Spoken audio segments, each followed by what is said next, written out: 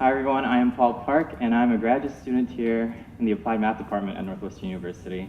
And as an applied mathematician, I focus on the math behind interesting problems because this allows us to explore new ideas before we invest time and money into tackling those problems in reality. And my current work is on mixing of granular materials. So I have a sand sculpture and an hourglass here, and I think they do a very great job of showing you what granular materials are. A granular material is a collection of particles that can act as a solid, but also flow like a fluid. And they are everywhere.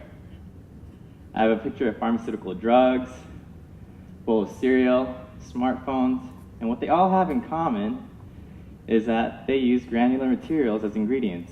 It could be chemical powders, different types of grains, or rare earth elements. And what's also important is that these ingredients go through a process of mixing before we get them as a final product.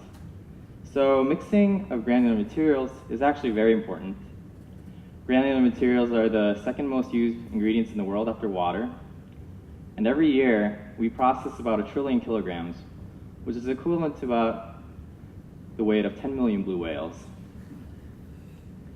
So mixing is also an important aspect. Suppose I have a batch of chemical powders that didn't mix properly, and you're a pharmaceutical company. What you need to do is you need to dump that and start over again, because you can't risk having a faulty drug hit the market. You might have a great idea or even a cure, but that might not reach production because you didn't know how to mix the particles to begin with either. So these are the types of costs that we have to deal with when it comes to poor mixing. And back in 1989, this is estimated to be anywhere from $1 billion to $10 billion just within the chemical industry. So you might be thinking, that was back in 1989. That seems like an outdated statistic. So let's look at progress. These are some blenders that were used back in the 60s and 70s. On top, I have a V blender. And on the bottom, I have what's called a vertical screw mixer. Now, these are some common blenders used today in industry. 50 years, and not much has changed. Here's a video illustrating how these work. With the V blender, what we're going to do is we're going to pour our ingredients into the blenders and then rotate it, hoping that things will mix. With a vertical screw mixer, this is kind of what it looks like inside. This is a computer simulation.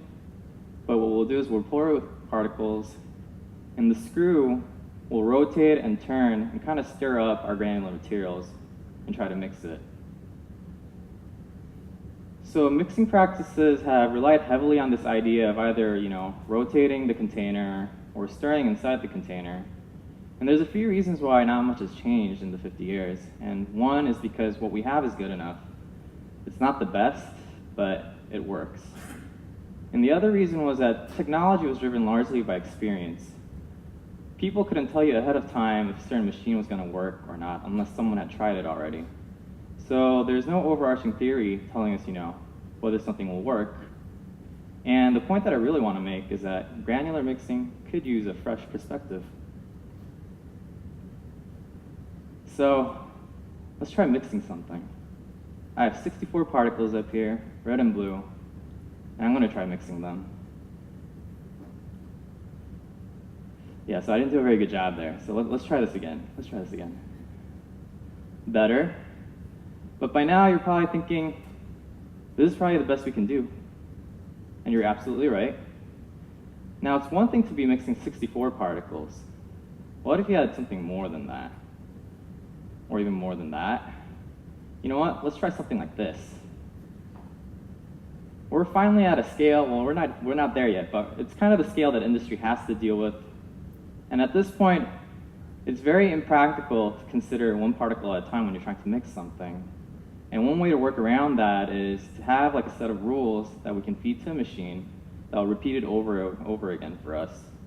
So rotating a container could be a rule, and stirring inside the container could be a rule too. Now I want to try something different. So I want to try mixing this triangle now.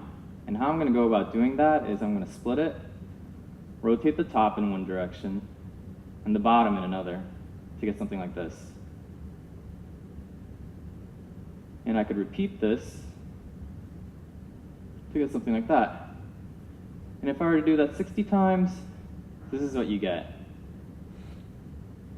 Effectively, what I'm doing is what's called a cut and shuffle. I am cutting and shuffling my triangle, and in math, it's called a piecewise isometry.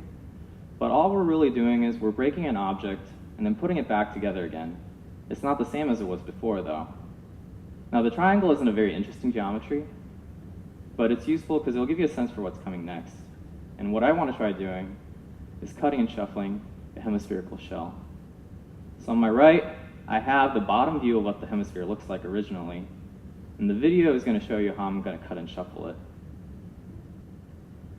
So right now I'm rotating about my z-axis.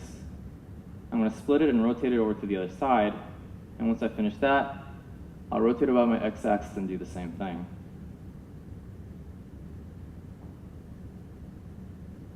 And what you see is that I have a different hemisphere now. I have cut and shuffled my shell. Now there are two things that I can control here. One is how much I rotate about the z-axis, and the other is how much I rotate about the x-axis. So now we're actually going to try mixing again. I have the bottom view of my hemispheres again, one in red and the other in blue, and they're going to be mixing in different ways. So this is what it looks like after 1, 2, 5, and 10, and then 180. And what's remarkable is that one mixed really well and the other not so much. And the question is why? So it's nice, because we know that cutting and shuffling can work, but I can't tell you ahead of time why one is better than the other. And in order to figure that out, we kind of have to use a simpler model. So I'm going to go back to my triangle now. This is what I've shown you earlier, and this is what I was doing to my triangles. And what I'm going to do now is I'm going to add black lines into my triangles. And what these lines are doing is they're outlining the borders of the different pieces that are broken off as I cut and shuffle my triangle. So when I'm going from 1 to 2, maybe you can kind of follow where those pieces are coming from that cut. And we can apply this to the hemisphere as well to get something like this. So you can see how the hemisphere is being broken up over time. And what I'm really interested in is this last case right here. You know, after all this time, what was the biggest difference? And if I were to draw my borders again, you can see that the bottom mixed a lot well because my hemisphere was broken up into very fine pieces. It's so fine that my border lines are pretty much covering the entire hemisphere, whereas the top, it's not mixing as well because I have these huge chunks that are not being cut up to begin with. So what you realize is that if we really want to mix something, the first thing that you have to be able to do is to be able to separate stuff.